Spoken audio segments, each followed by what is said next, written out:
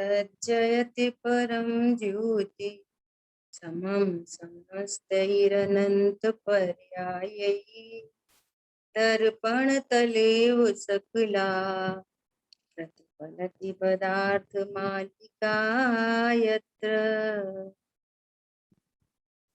पुरुषा सिद्धि उपाय ग्रंथ और 210 नंबर गाथा पर अपना स्वाध्याय चल रहा है। कल टीका तक अपनी बात हुई थी। पेज नंबर है 471 है ना। देखो भावार्थ में क्या कह रहे हैं। विवेकी पुरुष ग्रस्त दशा में ही संसार और शरीर भोगों से विरक्त होकर सदैव मोक्ष मार्ग में उद्यमी रहते। पता चल गया विषय भोगों को भोग नहीं सकते, ये सुख के हेतु नहीं है। जितनी परिणति इधर जाती है वो बंध का ही हेतु है ना। ये सारा निर्णय पूर्व में सारा निर्णय हुआ। फिर उस पूर्वक राग के अभाव पूर्वक फिर विषय भोगों से विरक्ति भी दिखाई दे रही है ना। वे अवसर पाकर शीघ्र मुनि पद धारण करके सकल परिग्रह का त्याग करके निर्विकल्प ध्यान में आरूढ़ होकर पूर्ण रत्नत्रय को प्राप्त करके संसार भ्रमण का नाश करके मोक्ष की प्राप्ति शीघ्र कर लेते हैं। देखो जो रत्नत्रय की प्राप्ति करते हैं और रत्नत्रय की प्राप्ति के बाद देश व्रत धारण करते हैं और देश व्रत के बाद मुनि पद को धारण करते हैं, क्या बोल रहे हैं, वे शीघ्र मोक्ष पदवी को पाते है ना। और जिनको रत्नत्रय की पूर्णता नहीं हो पाती वे क्या करते हैं, तथा एक देश रत्नत्रय को धारण करके फिर क्या करते हैं, इंद्रादिक उच्च पद और परंपरा से मोक्ष की भी प्राप्ति करते। वही पूर्ण आराधन बिना मुक्ति वधु वर्ती नहीं। पूर्ण आराधना के बिना मुक्ति वधु नहीं बढ़ती है ना। तो फिर क्या होगा कि फिर स्वर्ग आदि में जाएंगे तो ये इंद्रादिक उच्च पद को प्राप्त करेंगे। और इंद्रादिक के पद को प्राप्त करके फिर वहां से छह के फिर वापस मनुष्य भव को प्राप्त करके फिर अगेन मुनि पद को धारण करके आराधना पूर्ण करके मोक्ष को प्राप्त करेंगे। रास्ता वही एक ही है। हाँ बात एक ही है। अब देखो यहाँ पर क्या समझना चाहिए, यहाँ पर ऐसा समझना चाहिए कि ये चरणान योग है ना, तो चरणान योग की ऐसी कथन पद्धति है, ऐसा करके शीघ्र करो है ना, झटति निज हित करे है ना, ऐसी ये चरणान योग की पद्धति है। उसमें सुपीरियर मोस्ट को हाईएस्ट की बात करते हैं, अच्छे से अच्छा काम करना चाहिए ऐसी बात करते हैं, जल्दी पूरा करना चाहिए ऐसी बात करते हैं। परंतु होता क्या है, उपदेश अलग बात है और वस्तु स्वरूप अलग बात है। होता क्या है, वो होने योग्य होता है। देखो अपने सामने अभी 3 एग्जाम्पल, कैसे 3 एग्जाम्पल हैं, यहाँ समझने की बात है कि महावीर भगवान ने जो उनका आखिरी भव था, अपन आखिरी तद्भव मोक्षगामी की बात कर रहे हैं, पूर्व की बात नहीं कर रहे, तद्भव मोक्षगामी की बात कर रहे हैं। क्या बात कर रहे हैं कि 30 वर्ष की आयु में उन्होंने मुनि पद धारण की। 30 वर्ष की आयु है ना, और 42 वर्ष में अनंत दशा को प्राप्त की। और फिर वो अनंत दशा भी 30 वर्ष तक रही, 72 ईयर्स की एज में सिद्ध पद को प्राप्त किया है ना। तो उन्होंने मुनि पद कब धारण किया, 30 वर्ष में। और कितने दिन चला वो मुनि पद, 12 वर्ष, 12 साल, 12 साल तक। ठीक है। अब दूसरी बात करो भरत चक्रवर्ती की, उन्होंने कितनी देर मुनि पद धारण किया, अंतर्मूर्त अंतर्मुहूर्त, ठीक है। और बाहुबली मुनिराज की बात करो, वो 1000 वर्ष। बाहुबली मुनिराज ने कितनी देर तक मुनि पद धारण किया? 1000 वर्ष। 1000 वर्ष। 1 वर्ष, 1 वर्ष। अच्छा, और आदिनाथ मुनिराज ने? बहुत लंबा। उन्होंने भी, ठीक है। तो कहने का मतलब ये है कि कौन कम वाले थे, कौन जल्दी वाले थे, कौन कम पुरुषार्थी थे, कौन अधिक पुरुषार्थी थे? जिनने जल्दी कर लिया, जिन्होंने देर में कर पाया। होना योग्य होता है बस, पुरुषार्थ ये की बात नहीं है इसमें। पॉइंट ये। पुरुषार्थ सबका बराबर है। नहीं, सुनो सुनो सुनो, पुरुषार्थ मतलब क्या, आत्मा इस में बात लीन था। को पकड़ना है। पुरुषार्थ मतलब ये कि मैं अकर्ता ज्ञायक हूँ, ये अनंत पुरुषार्थ। ये सबका बराबर है। बस ये पुरुषार्थ चल रहा है सबका, नहीं। किसी का कम ज्यादा नहीं, सबका चल रहा है। 4 एग्जाम्पल हो गए अपने सामने, नहीं। 3 तो एक ही परिवार के हो गए, है ना। नहीं। आदिनाथ मुनिराज, बाहुबली मुनिराज, भरत चक्रवर्ती, कोई मुनि दशा, और महावीर भगवान की मुनि दशा। तो कोई को कितने साल, कोई को कितने साल, कोई को कितने साल। बोलो ऐसा क्यों? पर इससे ये समझ में आता है कि भैया तुम तो अपना काम करो, तो अपना काम करना ही पुरुषार्थ है। बस अपना, मैं कौन हूँ, अपना काम का मतलब मैं कौन हूँ, अकर्ता ज्ञायक, ये अनंत पुरुषार्थ। पुरुषार्थ के नाम पर यही उद्यम है, यही प्रयत्न है, यही पुरुषार्थ है, सब कुछ यही है। और पर्याय होने योग्य होती है, बस इतनी बात है।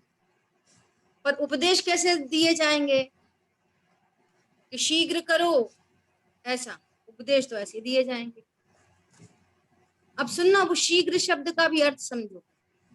शीघ्र शब्द का अर्थ कि ये हमें भरत चक्रवर्ती का जो अंतर्मुहूर्त दिख रहा है ना, या जो हमको महावीर भगवान के 12 साल, उनके 1000 साल, भैया ये 1000 साल कुछ भी नहीं है अनंत काल के आगे। ये बहुत शीघ्रता है, ये शून्य है। हाँ, ये बहुत शीघ्र है। ये दूसरा एंगल है, ऐसा समझना, ठीक है। कुल मिला के क्या समझना, ताते जिनवर कथित तत्व अभ्यास करी। आपके हाथ में क्या है? टोडरमल जी ने कहा तुम्हारे हाथ में क्या है? पुत्र की प्राप्ति चाहिए, तो तुम्हारे हाथ में क्या है? विवाह। शादी करो, बस ऐसा है ना। तो क्या बोल रहे हैं? तत्व निर्णय करो। तत्व निर्णय किसे कहते हैं? कि मैं अकर्ता हूं, ये तत्व निर्णय है कि नहीं? हमने तो तत्व निर्णय कर लिया, तो फिर क्या बोलेंगे कि तत्व निर्णय में उपयोग लगाओ। ऐसा ऐसा मोक्षा प्रकाशक जी में सेंटेंस है, निर्णय में उपयोग लगाओ, ठीक है। निर्णय में उपयोग लगाने का क्या अर्थ है? मैं ज्ञायक, बात तो वही निकलेगी। फिर एक एक पर्याय, होने योग्य पर्याय, जो भी पर्याय उत्पन्न हो रही है वो होने योग्य हो रही है। बस कितना राग है, कितना राग होएगा, होने योग्य होगा। अयोग्य राग होता ही नहीं। कोई चॉइस से विवाह परिणाम भी कोई चॉइस से कर सकता नहीं। अब इन सारी चर्चा को समझ के वो पर्याय मात्र से रिलैक्स हो गया और अपने अकर्तृत्व का, ज्ञातृत्व का आनंद लिया। बस ये पुरुषार्थ है, बस इतना पुरुषार्थ। समझ आई बात? देखो गुरुदेव श्री के प्रवचन से पढ़ते हैं, 472 पेज है। देखो सेकंड पैराग्राफ है।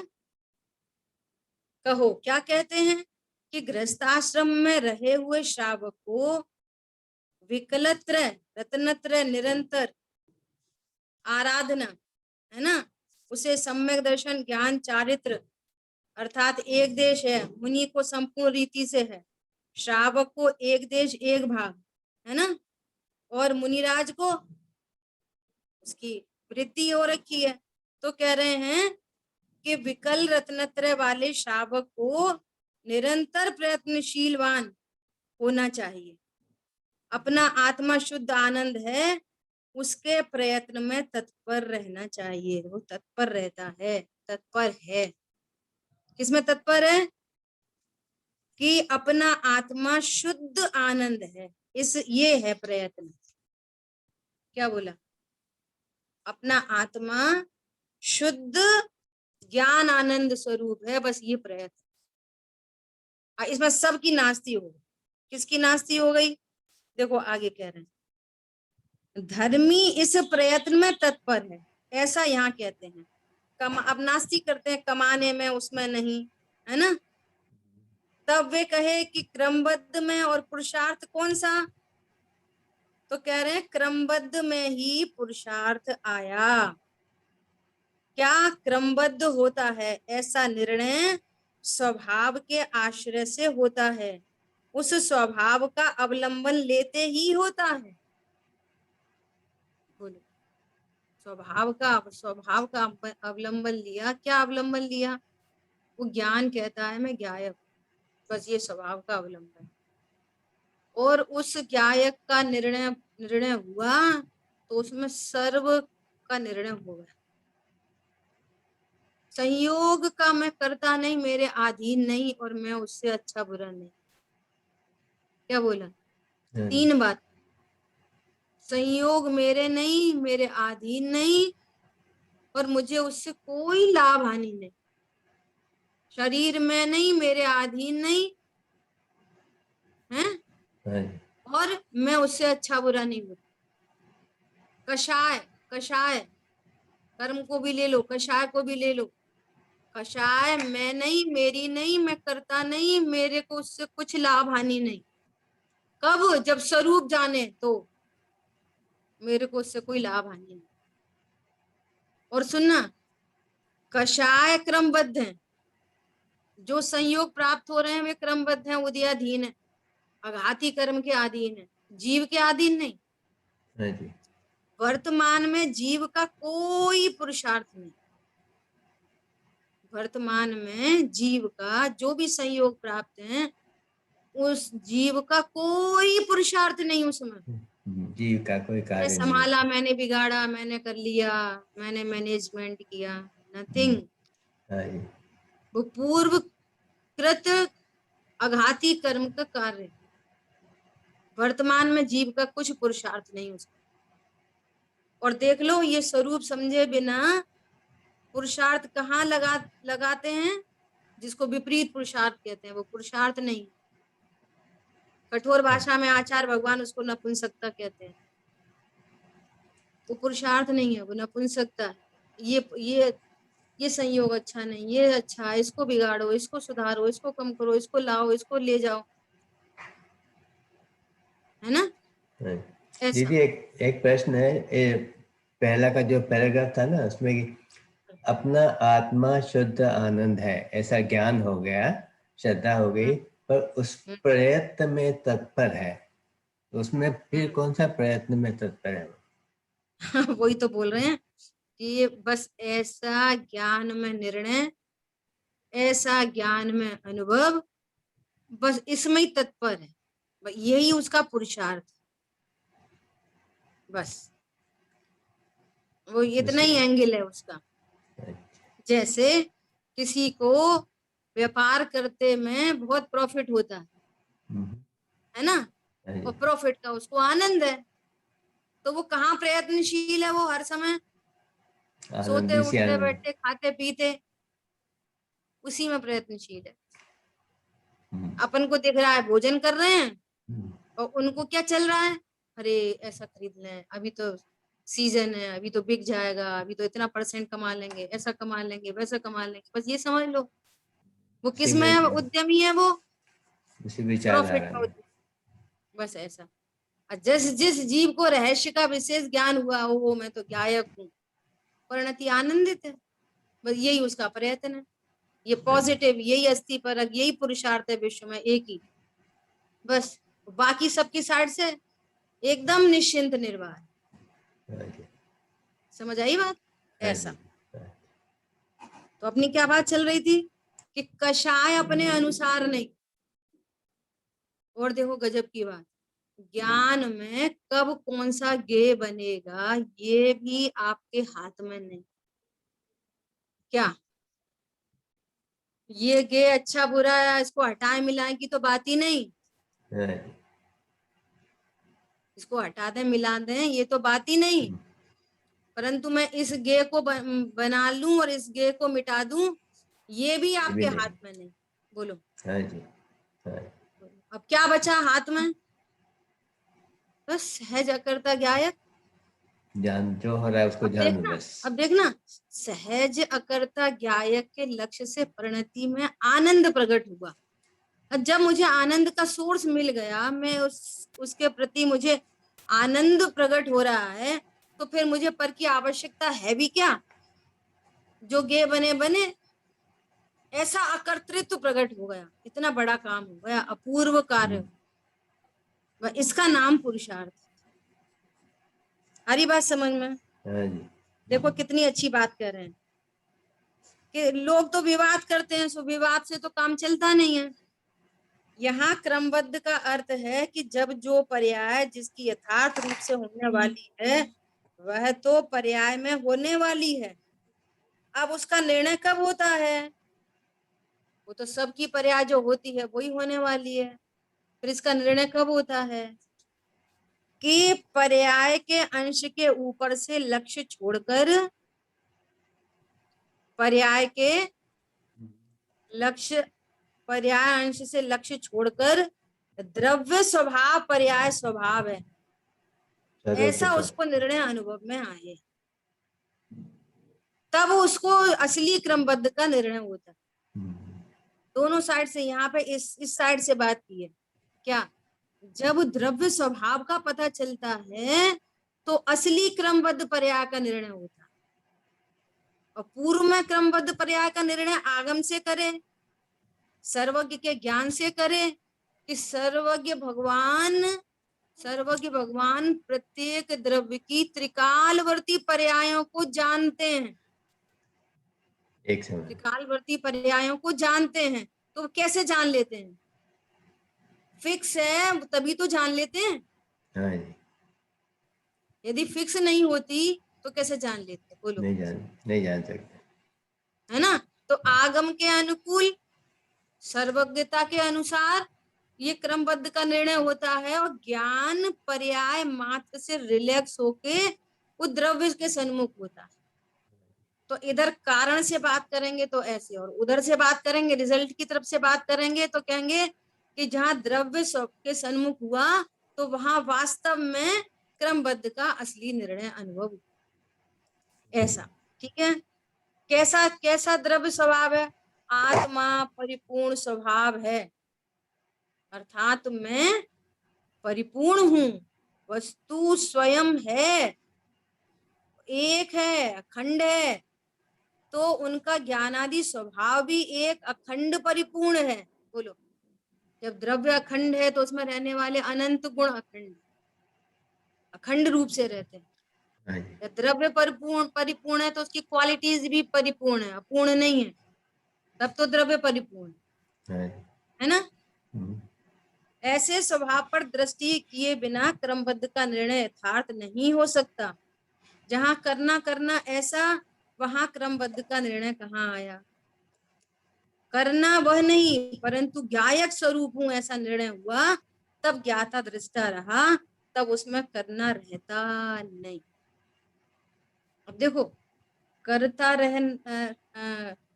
उसमें करना रहता नहीं का अर्थ क्या है? कि कर्तृत्व बुद्धि का नाश हुआ। हाँ जी, कर्तृत्व, अभी जितनी कषाय चौकड़ी का सद्भाव है, अनंतानुबंधी का अभाव हुआ, अप्रत्यख्यान मौजूद है, तो उस संबंधी करने के विकल्प तो हैं, पर ज्ञान में निर्णय है कि मैं अकर्ता हूं। हाँ जी, क्या बोला? उस तरह और प्रयत्न नहीं मैं होता। अकर्ता हूं, इस निर्णय अनुभव पूर्वक अनंतानुबंधी के अभाव रूप शांति धारा भी है, हाँ जी, जिसको ज्ञान धारा कहते हैं। है ना। हाँ और जी। जितने अभी करने के विकल्प हैं वो कर्म धारा है, लेकिन ज्ञान क्या जानता है, मैं तो अकर। ज्ञान उस उत्पन्न होते हुए विकल्प को भी जान रहा है। ज्ञान शरीर की क्रिया हो रही है उसको भी जान रहा है, हाँ क्योंकि जी। उस विकल्प का और शरीर का निमित्त नैमित्तिक संबंध है। अरे मैं जिनवाणी लिखूं, मैं इस ग्रंथ की टीका लिखूं, ऐसा भाव उत्पन्न हो रहा है और शरीर की क्रिया भी हो रही है, लेकिन वो अपने को क्या जान रहे हैं, मैं तो ज्ञाता द्रव्य हूं। ये जो पर्याय उत्पन्न हो रही है सुक्रमबद्ध में उत्पन्न हो रही है, हमारी बात समझ में, हाँ जी। और इससे मैं अप्रभावी हूं। देखो कितनी बड़ी बात। यहाँ तो फिर से कोई एक परिणाम उत्पन्न हुआ, पाप रूप परिणाम उत्पन्न हुआ, मैं इसका करता हूं, इसका करता हूं, फिर ये अच्छा नहीं है, ये भाव अच्छा नहीं है, क्रोध भाव अच्छा नहीं है।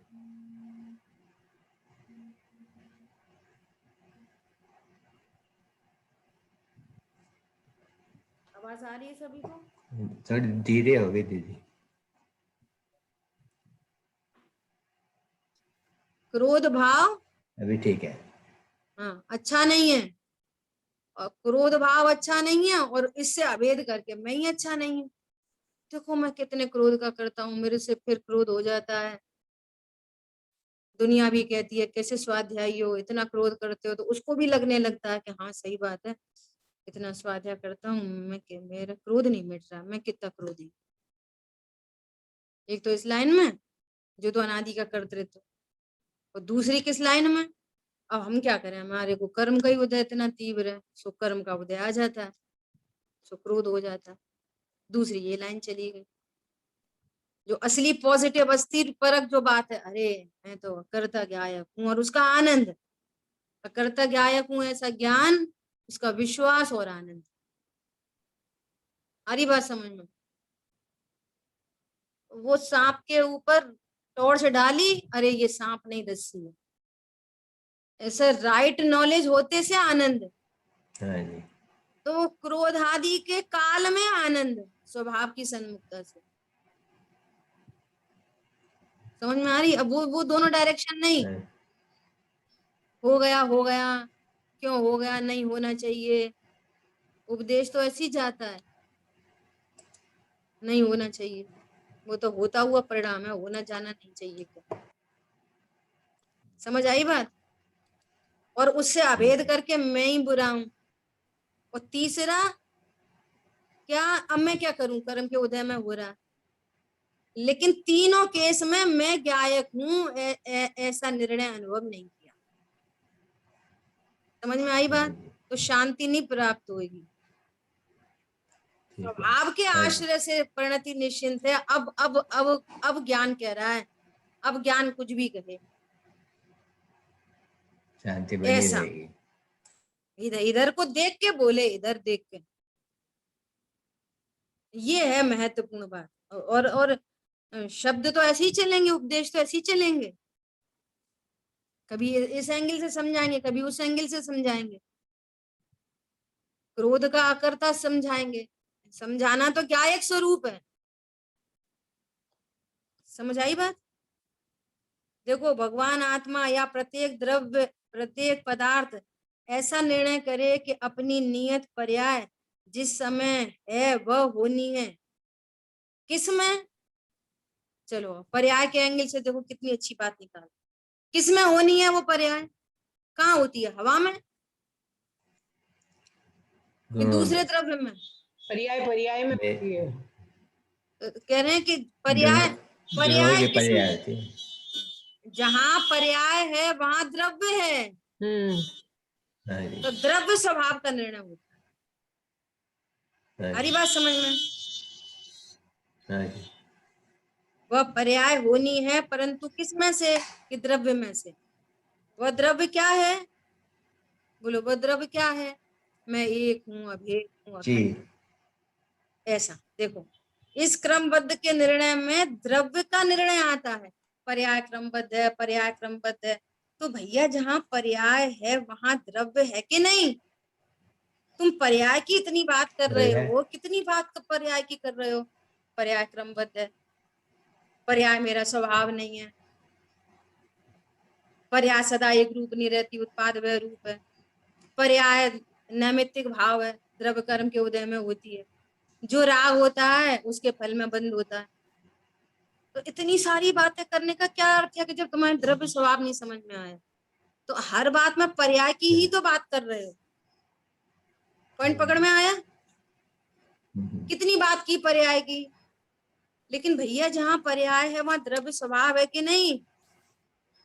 वो चारित्र गुण की विकारी पर्याय है तो वहां चारित्र गुण है कि नहीं। बिना गुण के पर्याय किधर से आएगी। अरे जहां ज्ञान है वहां ज्ञान गुण है कि नहीं। और जहां ज्ञान गुण है तो ज्ञान गुण कभी अकेला नहीं रहता, सहभावी रूप से अनंत गुण रहते हैं। अनंत गुणों के समूह को द्रव्य कहते हैं। तो वहां द्रव्य स्वभाव है कि नहीं है। तो वो पर्याय की बात कितनी प्रकार से कर ली। जब जैसा मौका लगे वैसा बोल दो। होने योग्य थी, कर्म के उदय में हुई, आगे पीछे नहीं कर सकते, ये विभाव है, ये कर्म बंधन का कारण है, ये दुख रूप है। तो सारी बात तो पर्याय की हो गई। द्रव्य स्वभाव आपके ज्ञान में खचित हुआ कि नहीं हुआ। इसका यह अर्थ है कि स्वाध्याय करते हुए भी रही क्षणिका पर्याय की प्रीति। क्या बोला, काम नहीं बना। हाँ, रही क्षणिका पर्याय की। इसलिए वो बोल रहे हैं क्रमबद्ध पर्याय में द्रव्य स्वभाव का निर्णय शामिल है। जो क्रमबद्ध पर्याय बोल रहा है उसका अर्थ है कि उसको द्रव्य स्वभाव समझ में आ गया। आई बात समझ में। बहुत सुंदर। ऐसा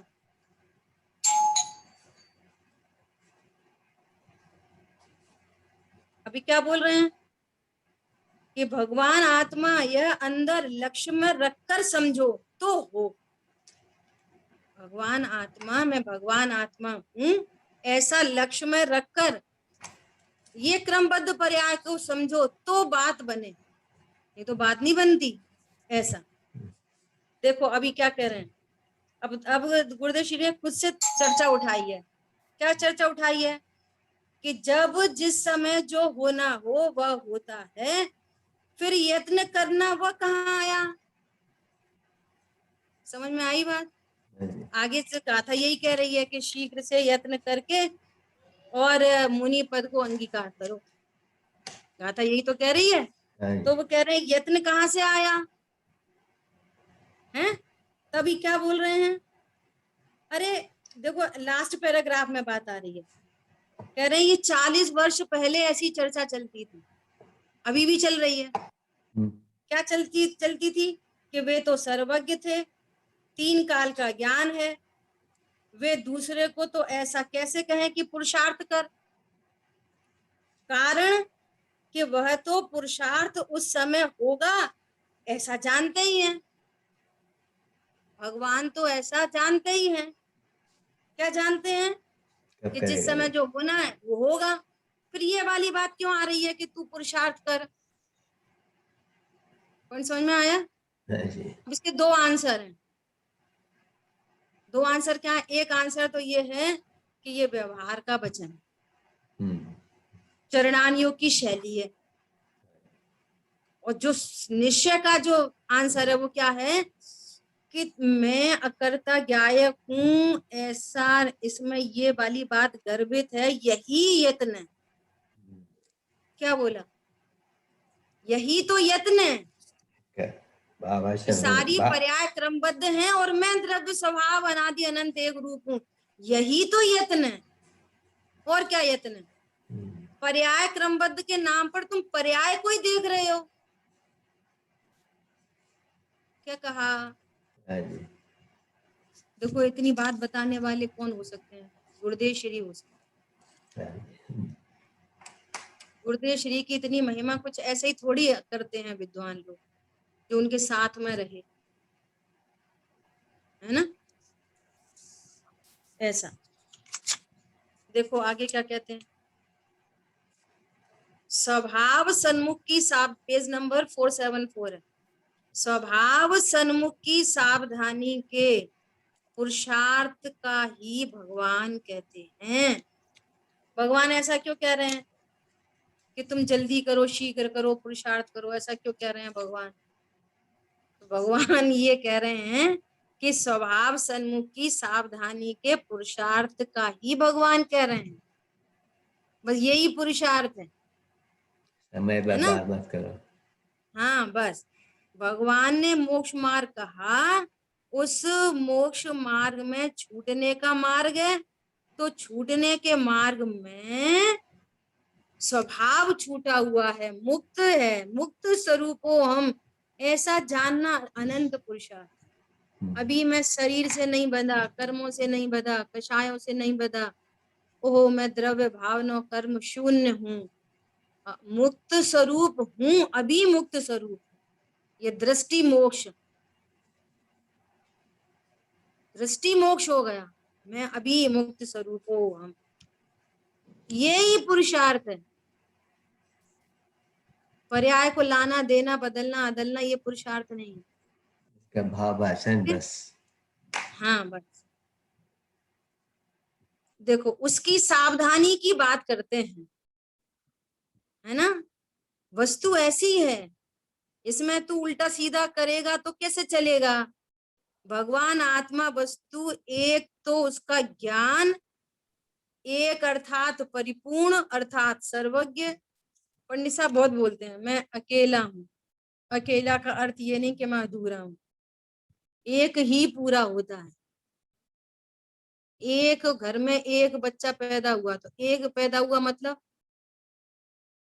अष्टांग परिपूर्ण हुआ, एक मतलब परिपूर्ण। ऐसा आनंद एक, अर्थात परिपूर्ण, अर्थात पूर्ण अतीन्द्रिय आनंद। ऐसे एक एक गुण की परिपूर्णता, ऐसा परिपूर्ण द्रव्य है।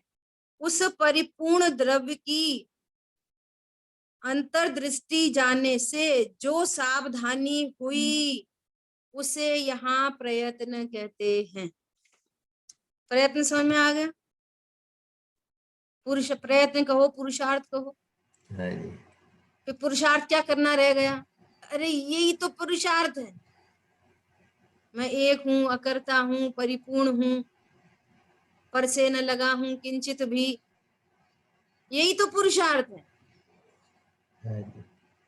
और पर का लक्ष्य करके हैरान परेशान होना, ये तो विपरीतता है। ओ यहाँ बिल्कुल। ज्ञान मूर्ति, चैतन्य धातु से बनी मूर्ति विराजमान है, और पर का लक्ष्य करके सुखी दुखी होना, है ना? देखो आज है ना, एक जगह स्वाध्याय चल रही थी, तो सुनना, बहुत मात्मिक प्रकरण था जो आपके साथ शेयर करना, बहुत अच्छा प्रकरण था। क्या प्रकरण था? मूलाचार ग्रंथ चल रही थी। तो मूलाचार ग्रंथ में मुनियों के स्वरूप का वर्णन है ना? तो 5 समितियों की चर्चा परिपूर्ण हुई है। तो 5 समिति की चर्चा पूर्ण होने के बाद आचार्य भगवान ने स्वयं ही उसके बाद गाथा लिखी। तो उसमें प्रश्न आया कि ये समितियों के पालन करने से क्या लाभ है, क्या लाभ होता है? तो उसके बारे में क्या बात आई कि पूरे जगत में, जीवों से भरे हुए जगत में, सूक्ष्म निगोदिया, सूत्रस जीव, इनसे भरे हुए लोक में, बोले जहां पैर रखो वहां जीव, जहां हाथ रखो वहां जीव, एक घूंट पानी पियो, है ना, बिना हिंसा के तो भोजन ही नहीं बनता, सब जगह जीव राशि। परंतु यत्नाचार प्रवृत्ति से, यत्नाचार प्रवृत्ति से बंद नहीं होता। क्या बोला? सब ओर भरे हुए जीव समूह से भरे हुए लोक में पैर रखो तो हिंसा का प्रसंग बनता है, लेकिन जो यत्नाचार पूर्वक प्रवृत्ति करते हैं अपना बंद नहीं होता। पॉइंट समझ में आया? हाँ जी। हाँ जी। देखो फिर वहां प्रकरण आया कि 12वें गुण स्थान में पूर्ण वीतरागता हुई और अब 13वें गुण स्थान में केवल ज्ञानी परमात्मा होने जा रहे, है ना। तो ये जो औदारिक देह है ना, वो परम औदारिक देह में बदलने वाली है। तो औदारिक देह में तो कितने निगुदिया जीव राशि बैक्टीरिया वायरस होते ही हैं और उन सब की हिंसा होती है और परम औदारिक शरीर प्रकट होता है। तो बोलो इसका पाप किसको लगेगा? इतने जीवों की हिंसा हुई, इसका पाप किसको लगेगा? अरे बोलो, हिंसा हिंसा किसको नहीं लगेगा हुई इसका दीदी, और पाप? जी नहीं, औदारिक किसको लगेगा दीदी? बोलो। अरे पाप तो तब लगता है अयत्नाचार कि, से होती है। हाँ तब लगता है पाप जब वहां पर लक्ष्य हो, राग की उत्पत्ति हो, अयत्नाचार प्रवृत्ति हो, तो पाप लगता है। और वहां तो ऐसी कोई चीज नहीं है, स्वभाव का ही लक्ष्य है, राग की उत्पत्ति नहीं है और यत्नाचार, पारमार्थिक यत्नाचार चल रहा है। पारमार्थिक यत्नाचार क्या है? ज्ञान में ज्ञायक प्रसिद्ध हो गया।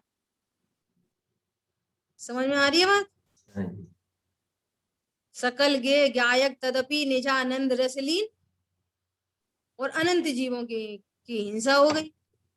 तो इससे क्या मतलब, इससे क्या अर्थ निकलता है कि यत्नाचार प्रवृत्ति से बंद नहीं होता, फिर भी जीवों की जो हिंसा होती है वो अपने आयु कर्म से होती, किसी के मारने से नहीं होती। परंतु फिर बंद किस बात का? कि जितनी अयत्नाचार प्रवृत्ति उतना बंद। और उसमें भी कितनी बड़ी बात कि हम तो यत्नाचार रूप प्रवर्तन करते हैं, पहला गुण स्थानवर्ती। तो क्या बोल रहे हैं कि जो अपने स्वरूप में यत्नाचार नहीं है जिसका, उसमें बाहर यत्नाचार नहीं हो सकता। हाँ जी। समझ आई बात? नोवे ग्रेवेक जाने वाला द्रव्यलिंगी मुनि ने कितना यत्नाचार पालन किया, लेकिन तो भी अयत्नाचारी बना रहा। और सुनना, हमने अपने स्वरूप को भी जान लिया, परमार्थ से रत्नत्रय प्रकट हो गए, फिर भी एक साइड में यत्नाचार प्रवृत्ति चरणान योग संबंधी और दूसरी साइड में गुणस्थान प्रमाण, जितना अयत्नाचार है उतना बंद है। क्या बोला? किसी साइंस है। तो ये सब चर्चा चल रही थी, तो एक बच्ची ने प्रश्न किया वहां पे कि मुनिराज को जब पूरा स्वरूप पता है और फिर कोई जीव की हिंसा हो जाए, उनकी तो बिल्कुल ही यत्नाचार प्रवृत्ति है, अयत्नाचार तो होती नहीं। अंतरंग में भी यत्नाचार है, तीन कषा चौकड़ी का भाव है, और बाहर में भी ईर्ष्या समिति आदि से गमनादि है, भाषा समिति है ना। तो फिर कोई हिंसा हो जाए तो फिर उन्हें खेद क्यों होता है, ये प्रश्न आया। अब जब उन्हें पता है कि सब होने योग्य है ना, जीवों की हिंसा हम नहीं करते, और फिर भी कोई जीव मर गया है, और हमारी तो प्रवृत्ति बाहर में भी यत्नाचार है और अंदर में भी हमें तीन कषाय चौकड़ी का अभाव है, और मैं तो अकर्ता ज्ञायक हूं ये भी पता है, तो फिर खेद क्यों होता है मुनिराज को? पॉइंट समझ में आया? प्रश्न कितना गंभीर है? अरे बोलो, हाँ जी दीदी। प्रश्न समझ में आया? हाँ जी दीदी। तो क्या कह रहे हैं, उसका आंसर क्या क्या दिया कि जो जीव का घात हुआ ना उसका खेद नहीं है, क्योंकि हम्म वस्तु स्वरूप के ज्ञाता हैं। हम्म खेद यदि कहो तो किसका कहो खेद? कि स्वभाव का लक्ष्य छूटकर पर लक्ष्य होने पर ये भाव हुआ, तब वो निमित्त बना किसी जीव के घात में। हम्म मैं स्वभाव के सन्मुख ही रहूं। कौन समझ में आया? दीदी। और सन्मुखता हुई, इसका खेद है, जीव के मरने का नहीं, क्योंकि मैं तो मार सकता नहीं। अब ये कठोरता नहीं है, ये वस्तु स्वरूप है। हरी बात समझ में? अब देखो परलक्ष्य की भी बात भी कैसी है कि जितना जितना परलक्ष्य होना है वो भी फिक्स है, उसका भी क्या खेद है। क्या बोला, क्यों क्यों एक मुनिराज को 1000 वर्ष लग रहे हैं, तद वो मोक्षगामी को, चरम शरीरी को। दो तीर्थंकर को, एक को 12 वर्ष लग रहे हैं, एक को 6 दिन। मल्लीनाथ मुनिराज को 6 दिन। समझ में आ रही है। तो वो भी क्या खेद है, जितना परलक्ष्य होना है वो होएगा। अब ये सारा कार्य वास्तव में किसका है मालूम है, ये सारा कार्यक्रम है राग का। जितना राग होता है ना, अभी संजुलन संबंधी राग मौजूद है, और 6वें गुण स्थान में तीव्र राग मौजूद है। संजुलन संबंधी तीव्र राग का गुण स्थान है 6वां, और मंद राग का गुण स्थान है 7वां, मंद तर का है 8वां। ऐसे ऐसे भेद बन रहे हैं, फिर और उससे भी मंद, फिर मंदतम, और फिर सूक्ष्म लोग। ऐसे संजुलन के ही 5 गुण स्थान बन जाते हैं, 6वां, 7वां, 8वां, 9वां, 10वां।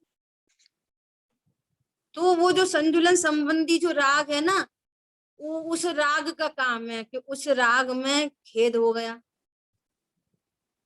समझ में आ रही है, क्योंकि वह मंद कषाय है। तीव्र कषाय में क्या लगता है, हाँ मरना है तो मर गया। समझ में आ रही है बात। तो ये वास्तव में ज्ञान का भी काम नहीं है। क्या कहा, अरे स्व लक्ष्य अंतर्मूर्त हो जाए तो फिर काय को मुनिचर्या होगी, वो तो छपक श्रेणी आरोहण करके अंतर्मूर्त में अरंत बनेंगे। तो अभी कितना पर लक्ष्य होना है, कितना स्वभाव का लक्ष्य होना है, ये भी फिक्स है। समझ में आ रही है। वो खेद की पर्याय उत्पन्न होगी कि कम खेद की, कि ज्यादा खेद की, कि बिल्कुल खेद नहीं, ये भी फिक्स है। आ रही बात समझ में। हाँ जी बोलो दीदी। कैसा कैसा मामला है।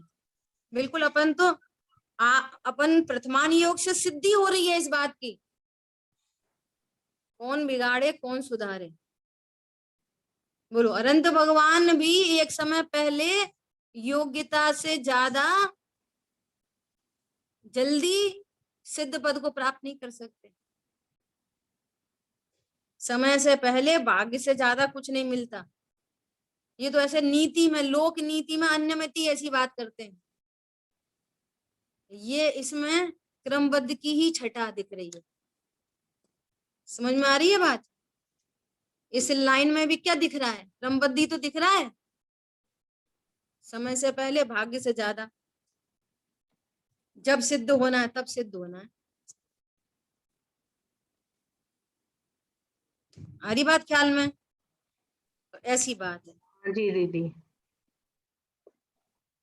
तब यहाँ पे क्या कह रहे हैं कि यही प्रयत्न है, और उसके फल में, उस यत्न के फल में यह सम्यक दर्शन ज्ञान और चारित्र प्रकट होते हैं। इसलिए कह रहे हैं कि धर्मी जीव को स्वभाव सन्मुखता का निरंतर वो प्रयत्नशील वाला होता ही है नेचुरली। प्रयत्नशील वाले का अर्थ है कि 24 घंटे सोते उठते बैठते जागते उसको ये मालूम है मैं गायक। जैसे सरल एग्जाम्पल दिया था ना कई दिन पहले, कि जिस बच्चे ने 2 की टेबल याद की है ना, तो सोते उठते बैठते खाते पीते हर समय 2 की टेबल याद है उसको। हाँ जी, बस करना नहीं पड़ती, बस उसको दोहरानी नहीं पड़ती, करनी नहीं पड़ती। ऐसे ही मैं ज्ञान स्वरूपी भगवान आत्मा इस निर्णय पूर्वक पर्यायों की क्रमबद्धता उसको स्वीकार होती, यही अकर्तृत्व का आनंद है। और इस आनंद में क्रम रेखा बदलती है, ये कारण है, और फिर रत्नत्रय प्रकट होना वो कारण। जो निर्णय में आनंदित है तो उसको कार्य प्रकट होता है, जो निर्णय में टेंशन में है तो उसका निर्णय हुआ नहीं। ठीक है, शेष चर्चा आगे। बहुत सुंदर दीदी। के ज्ञान से सूझे लोकालोक, सो वाणी मस्तक सदा देत हूँ लोक। बोलिए द्वाशांग मई जिनवाणी माता की जय। जय जय हो। जितेंद्र।